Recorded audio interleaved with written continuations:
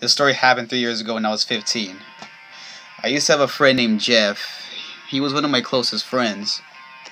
He moved in around next to me, and as his neighbor, I just went out to see how he was doing. The next day was his first day of school, but I noticed something. He didn't show up at all. After school, I went to his house just to see how he was doing. I knocked on the door and his parents let me in. I saw him just sitting in his room, but he looked very upset about something. I asked him what was going on. He said something like this: "Dude, I did something dumb today." "What'd you do?" I asked. There was these 3 kids, Randy, Keith, and Troy. They all threatened to take my brother's wallet. Actually, Randy did take his wallet, but I told him to give it back or else. "So what did you do?" I asked. I ended up getting a knife, and I stabbed 2 of them, and I ended up bruising the 3rd one. Lou walked in and explained everything. "Did anyone catch you guys?" There was a bus that was driving along. Turns out the bus driver and some of the students saw us. I didn't know what to say at that point. Right there was when his mom called us downstairs. When we got there was 2 police officers outside the door. They asked us if we knew what happened. But that was when one of them said, "Listen, witnesses saw what you did." Jeff didn't know how to defend himself. He knew he just had to give up the truth. Me and Lou just stood there. We knew we couldn't help him get out of this. But that was when Lou said, "Officers, it was me." He came down with a knife. That was when the officers told him to drop the knife and have his hands in the air. At that moment, they took Lou away. As he was being driven away, me and Jeff looked at each other. I knew he wouldn't be able to save him, so we just decided to let it go. The next day came, and that was when my mom told me that one of our other neighbors had a son named Billy, that he was having a party on this particular night. "Do I have to go?" I asked. She insisted that I go. But I couldn't take my mind off of Lou getting arrested. I knew Jeff couldn't either. But hey, I knew I had to go. There was no point in trying to find my way out of this. When I got to the party, it was a cowboy party because I saw a lot of little kids dressed in cowboy costumes playing with little toy guns. That was when Jeff stepped in. Not necessarily stepped in, but I saw him playing with the kids. He had a cowboy hat and a toy gun as well. I thought he was just bored of it, but it turns out he was actually enjoying himself. So I decided to join in, but before I could, I saw at the fence those 3 kids again. Randy, Keith, and Troy. They all had their skateboards. "Nobody move or guts will fly," said Randy. That was when Jeff stepped in. I knew that they had unfinished business. They were brawling for a few minutes, Randy and Jeff. And right when they did, I wanted to help Jeff, but my parents kept me back. They didn't want me to get hurt. So I just had to let Jeff fight all 3 of them on his own. That was when I saw Randy got the upper hand, kicking him in the stomach until he spit out blood.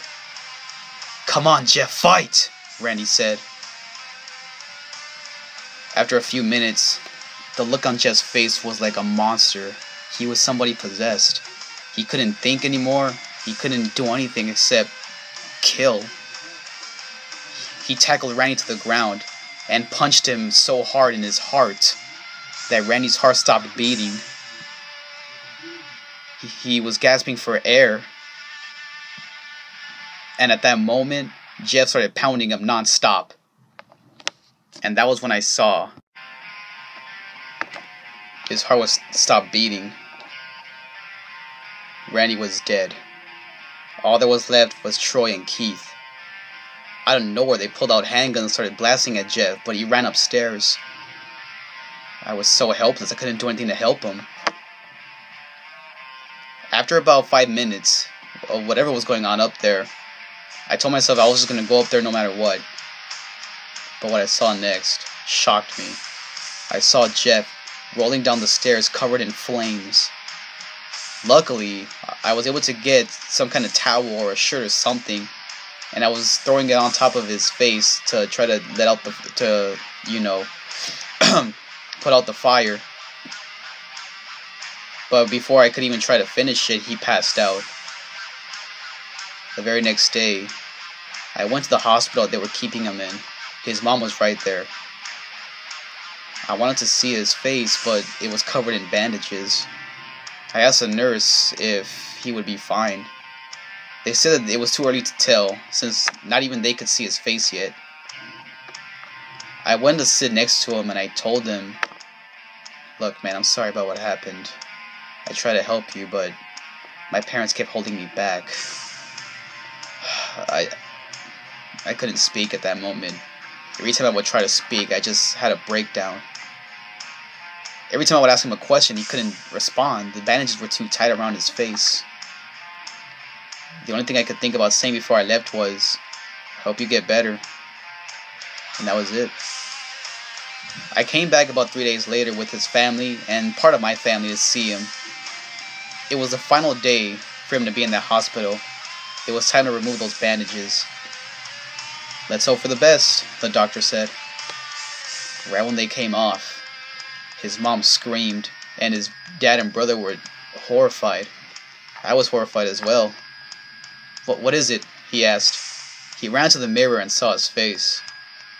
It was like plain white, leathery, grotesque. His lips were too burned deep that they were bright red. That's when Lou said, "Jeff, it's not that bad." "Not bad?" Jeff said. "It's perfect." I was surprised. "Jeff, are you okay?" said his mom. "Okay? I've never felt better in my life. Look at me. This face goes perfectly with me."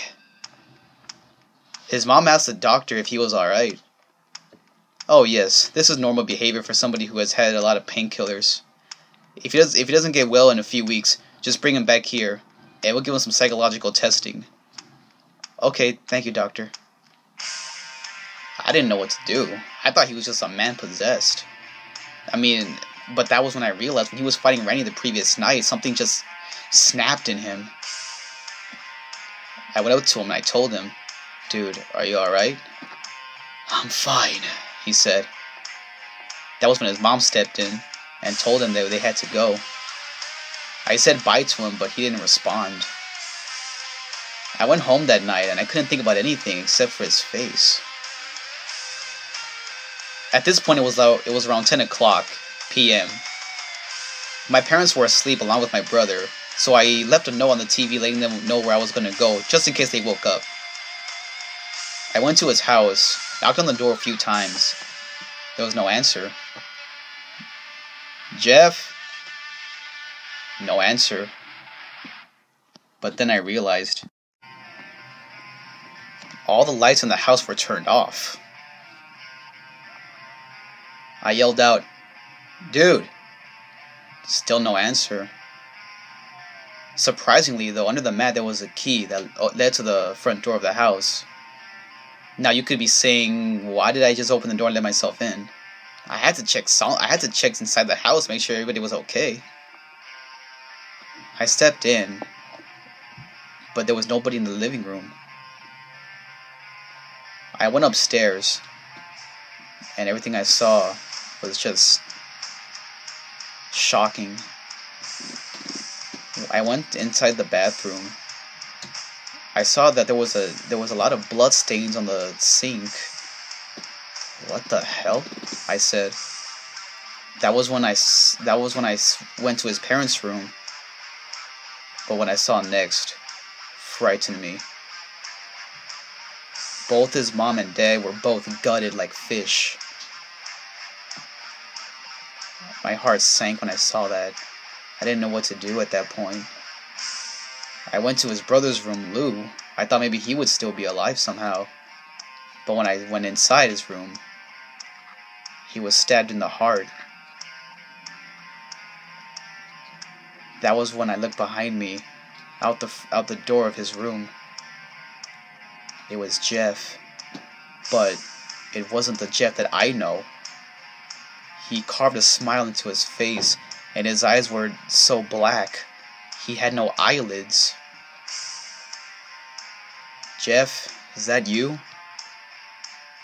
He didn't respond.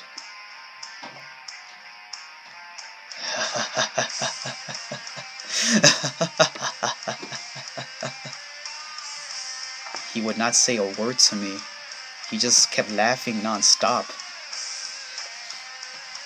Do you know what it's like to see yourself? Now you could be saying that it's horrible, but for me, it's great. I burned off the eyelids so I could see my face all day. Jeff, look, man, I know how this looks, man. I know how bad this is. Do you really? I can't change anything that happened in the past. You really want to help me? No, I don't need help. But you do need help. You know why? I see you have a problem. I could help you go to sleep. He lunged at me. But luckily I tripped him. I tried to reason with him a few more times, but there was no point. I grabbed his knife out of his hand, stabbed him in the ribs.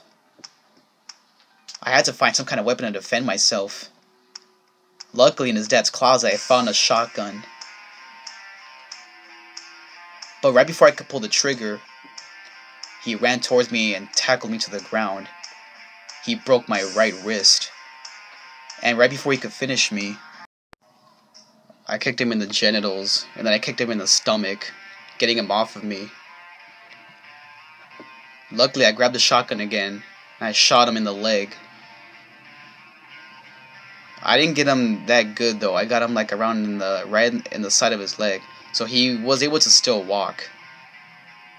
That was when he sliced my ribs, causing me to yell out in pain. He put his hand over my mouth and muttered the words, "Go to sleep." However, by some miracle, I was able to get him off me. I used all my strength that I had inside of me. I turned him over. I got the knife out of his hand, but I didn't have enough time to grab it to finish him off. So we were brawling for a few minutes. After the brawl went on for a few minutes, I got the upper hand on him. I smashed his head against the wall, grabbed the gun, and right before I blew his brains out, my last words to him were, "Hey Jeff, go to sleep." And right there and then, he was gone. I felt very good because I survived, but I broke down in tears because this was not the same Jeff I knew once before. The police arrived shortly after that. The neighbors heard all the gunshots and whatnot, so they called the police. They asked me who this kid was, and the only response I could think of was, "Jeff the killer." 3 years now have passed, and I still think about him, but before he was this psycho. Even though he was a whole different person, I still remember him as a very good person. I keep wondering how his life would have been if those 3 bullies wouldn't have caused that fire on him. But, again, I can't change anything about it. But all I can say for now is I still think about him, as I said. But that face, it will definitely haunt me forever.